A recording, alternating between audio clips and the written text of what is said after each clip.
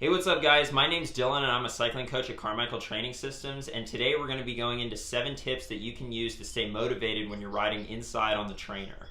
These are tips that I've found work for me and for my athletes that I coach, whether you have a big ride on the calendar and Mother Nature just isn't cooperating, or you spend most of your time in the winter indoors on the trainer and it's really starting to drain on you.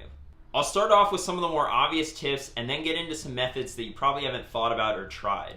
The last method is the one that I've found to be most effective at getting me to stay on the trainer for hours, so be sure to stick around for that.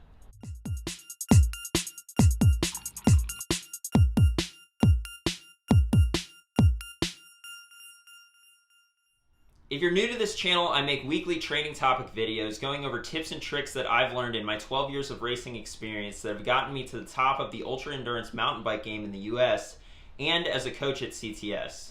I also go into the science on your training questions, so if you want to learn more about how to get fast or just sports science in general, be sure to subscribe for more. And if you have a training question, be sure to leave it in the comment section down below, and I'll either answer it down there or make a whole video about it. For a lot of us, winter means a lot of time indoors on the trainer, which can be an absolute killer for long miles and motivation. The training plan says get in time on the saddle, but Mother Nature isn't cooperating. I'm going to get into some of the hacks that you can use to stay motivated when riding indoors, but first I need to make a public service announcement that many of you probably won't want to hear. Now, some people will tell you that trainer time counts as more time than if you were outside. I've heard riders make all sorts of comparisons, like an hour on the trainer counts as an hour and a half outside, or other sorts of conversions. Apparently, because you don't stop pedaling when you're on the trainer, you can just add more time. Or maybe it's because riding on the trainer is so boring that people need to give themselves an excuse to get off sooner and end the ride earlier than they would have. I don't know, but if you want to know my thoughts on this issue, it's probably not the answer that you're looking for. This is complete nonsense. 1 hour is 1 hour, and you don't get to add time because you were on the trainer and it was really boring. If you were to ride outside on a flat surface and you never stopped pedaling, you wouldn't add an hour just because. When we determine how stressful a ride was, there are 2 variables, time and intensity. And the undulation in power when riding outside gets accounted for in intensity. Also, most of the time when you're riding outside, you end up with a higher normalized power than when you're riding inside, just because it's easier to ride harder when you're outside. So if we're looking at the value of an outdoor hour versus an indoor hour, an outdoor hour usually wins, and you probably need to ride longer indoors to make up for this. Okay, I'm done ranting about that. Basically, just don't take shortcuts. All that being said though, too much time on the trainer can really start to drain on your motivation, so it can be easy to overdo it. When you just need to spend some time and get the work done though, here's some methods that you can use to stay motivated when you're on the trainer. I'll rapid fire through the more obvious ones and then get into some tips that you probably haven't thought about. First of all, make sure you have your trainer set up correctly with fans to cool you down. You generate a lot of heat when you're riding, and since you're not moving, you generate sweat very quickly, which can raise your perceived exertion. I like to set up my trainer outside on my screen-in porch so I'm out of the elements, but the temperature is still very low. A garage or shed works great for this too. You'll probably find that even in freezing conditions, all you need to wear when you're on the trainer is a pair of bibs, but obviously this depends on how hard you're going. Make sure you have some way of measuring your effort. Because you're not going anywhere when you're on the trainer, it can be really difficult to tell how hard you're going. On top of this, perceived exertion is usually higher for a given power output when you're inside. Anybody with a power meter can attest to this. If you just hop on the trainer without any way to measure how hard you're going, chances are you're going way easier than you think. Power meters and smart trainers with power and erg mode are great for this, but you can also use a heart rate monitor if you don't have one of those.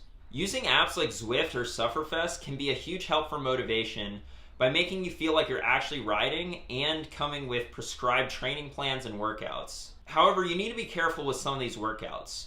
For starters, a lot of them are way more complicated than they need to be.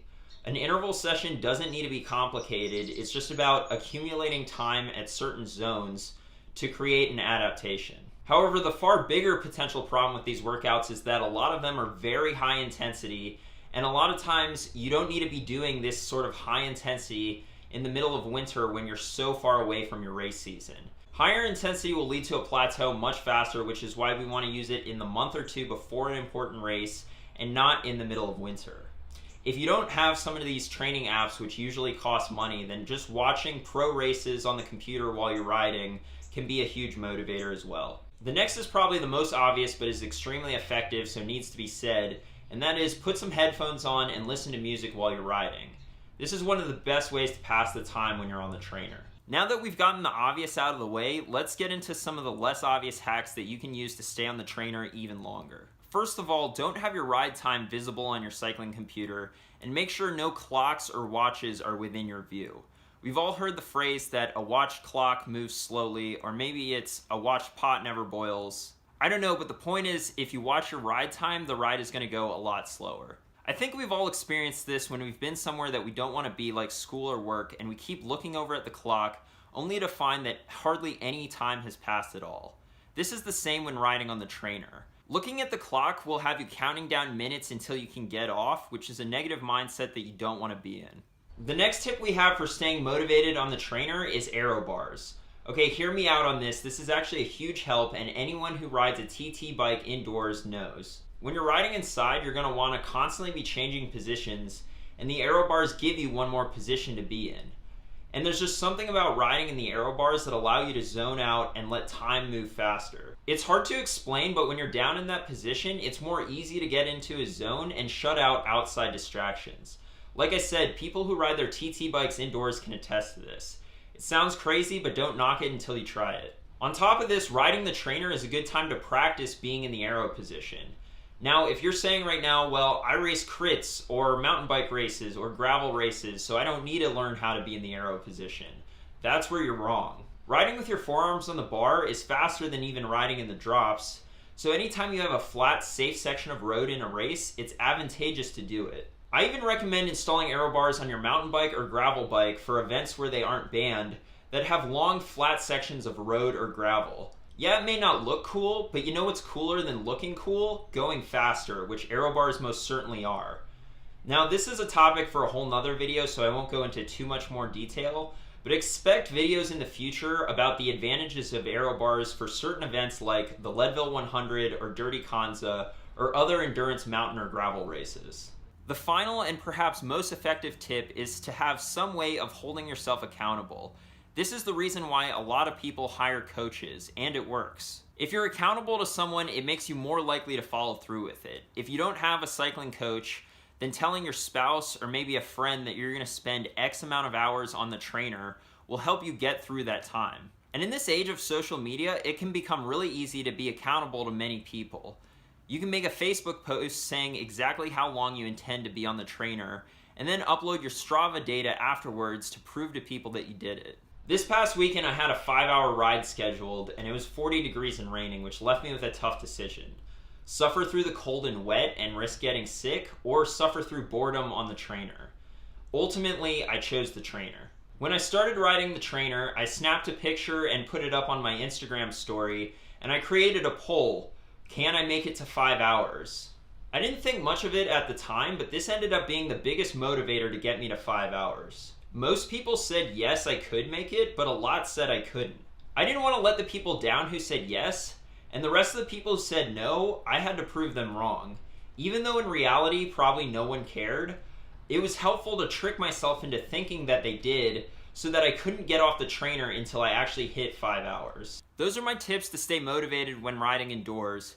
To review, don't take shortcuts. You don't get to add time because you rode on the trainer. Make sure you have your trainer set up correctly with fans or in a cool area like an outside porch or garage because you're going to be producing a lot of heat and a lot of sweat. Have some way of measuring how hard you're going on the trainer like a power meter or a heart rate monitor, because if you don't, you're probably going to be going way easier than you realize. I recommend using apps like Zwift or Sufferfest to stay motivated, but be careful about the workouts that these apps provide.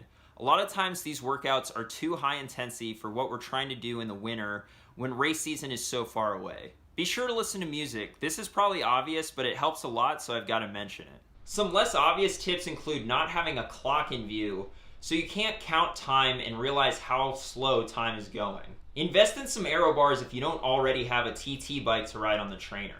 Aerobars add another position for you to ride in, and they're just downright faster for a lot of events that you wouldn't normally think about using them in. Finally, find some way to hold yourself accountable to other people. This could be to a coach or a spouse or to your friends on social media. Whatever motivates you to stay on the bike. Thanks for watching, and I hope you guys found this information helpful. If you like this video, be sure to give it a thumbs up, share it with a friend, and subscribe for more training tips. If you want to see more coaching content, be sure to follow me on Instagram, Twitter, and Facebook. And if you want to follow my training, be sure to check me out on Strava. Finally, if you're looking for a coach, shoot me an email at djohnson@trainwright.com.